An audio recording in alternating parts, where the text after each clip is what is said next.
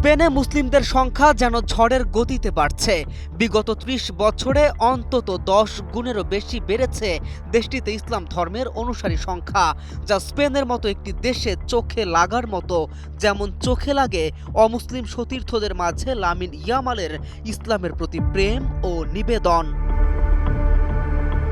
সাম্প্রতিক জনভিত্তিক তথ্য অনুযায়ী ২০২৫-২৬ সালে দেশটিতে মুসলিমের সংখ্যা প্রায় ২৫ থেকে ৩০ লাখে পৌঁছেছে, যা মোট জনসংখ্যার প্রায় ৫%। বর্তমানে ইসলাম স্পেনের দ্বিতীয় বৃহত্তম ধর্ম হিসেবে প্রতিষ্ঠিত হয়েছে। বিশ্লেষকদের মতে এই পরিবর্তনের প্রধান চালিকা শক্তি অভিবাসন। বিশেষ করে প্রতিবেশী মরক্কো থেকে বিপুল সংখ্যক মানুষ কাজ ও স্থায়ী বসবাসের উদ্দেশ্যে স্পেনে এসেছেন।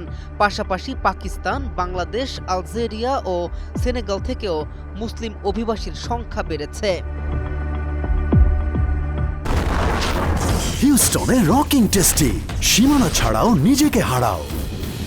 শুধু অভিবাসন নয়, স্পেনে জন্ম নেয়া দ্বিতীয় প্রজন্মের মুসলিম তরুণদের সংখ্যাও দ্রুত বাড়ছে।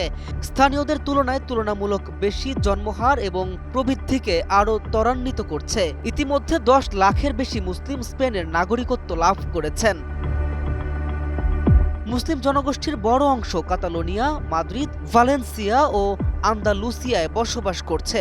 উত্তর আফ্রিকায় অবস্থিত স্পেনের সেউটা ও মেলিলায় মুসলিমরা জনসংখ্যার প্রায় অর্ধেক। জনসংখ্যা বৃদ্ধির সঙ্গে তাল মিলিয়ে দেশ জুড়ে প্রায় ২,০০০ মসজিদ ও নামাজ কেন্দ্র গড়ে উঠেছে। একই সঙ্গে ধর্মীয় ও সামাজিক কার্যক্রম পরিচালনায় সক্রিয় হয়েছে ৫৩টি নিবন্ধিত Islamic federation. KM Rafin, news 24।